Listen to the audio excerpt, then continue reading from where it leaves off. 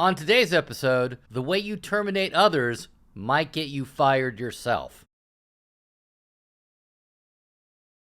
So you've determined, for whatever reason, that it's time to terminate somebody. So here are the 9 things that managers often do wrong when letting people go. Number 1, setting the wrong environment. I cannot tell you the number of times that I've run into restaurant managers who think the best place to terminate someone is in the manager office. It's a terrible idea. It's a closed space, you feel trapped, and it's super uncomfortable. You need to create an environment to where people feel that they have the ability to leave if need be. Closed spaces are a very bad idea.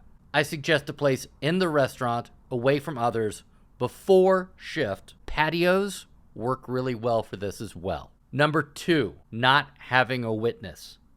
Cannot state this one enough. It is vital that you have someone else in the room. That is as much for your protection as it is for the person that you're terminating. But there are rules for who you bring for witnesses. Bring somebody that is supportive for them. So if they have a history already with that other person, that's not the right person as the witness. Make sure that that witness is in a position of power. Do not bring a colleague of the person that you're terminating as your witness. If you can't find another manager, use a chef. Do not have them sit on the same side as you. Makes you feel like you're ganging up on the person that you're terminating. Number 3, using the word fired. Yes, I know I used it in the title of this video, and yeah, that's just clickbait. Avoid fired. And terminate isn't great either. Words you might want to consider: not working out, letting you go, or simply ending your employment. Number 4, over justifying why. Consider it in terms of dating. If you're breaking up with somebody, you're not going to explain as you're breaking up with them why you're doing so. And if you've ever tried that, by the way, you realize it never works. It just makes people more defensive, and it makes the breakup harder. Over justifying why just turns into you explaining why you think you're right, and they're not going to agree with you. However, this doesn't mean that you're not supposed to give them a reason. Keep it simple, straightforward, no emotional statements. No, I think you didn't do a great job, or I feel you could have done more. Statements of fact which result in the end of employment. Number 5, taking too long. I see this all the time. Someone catches a bartender stealing. Sorry, bartenders, I'm just using this as an example. It does happen. But a manager will say, we can't fire him now because we need him to work the shift. So we'll fire him on Monday. Yeah, that's not a thing. Because somebody gets caught stealing on a Friday, but you let him work for 3 more days? Makes no sense. Do not wait because it's more convenient for you. And not to mention, it puts you in a pretty bad position if you're ever in front of a labor board. Number 6, which really should be number 1 if I'm doing this based on priority. Inserting yourself. It's not about you. You're not getting fired. At the end of that day, you still have a job, but the person you're talking to doesn't. The number of managers that I see that say, oh, this is really a hard decision in the middle of a termination. How hard it is for you to do this. That's insensitive and stupid. Number 7, firing in the moment. Nothing is worth firing immediately. I have a hard time getting managers to understand this.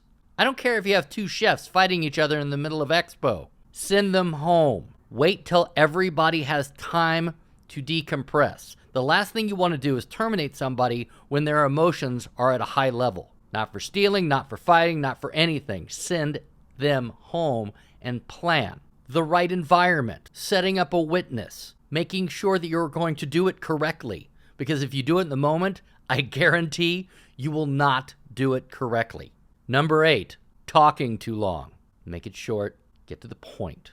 The person you're terminating will likely have questions, and that's okay, but make sure that your answers are short and succinct. And if you recognize that those questions after a few minutes are repetitive and not productive, that's a perfect time to use that witness to help escort them out. And by the way, when you're escorting somebody out, this is not a perp walk.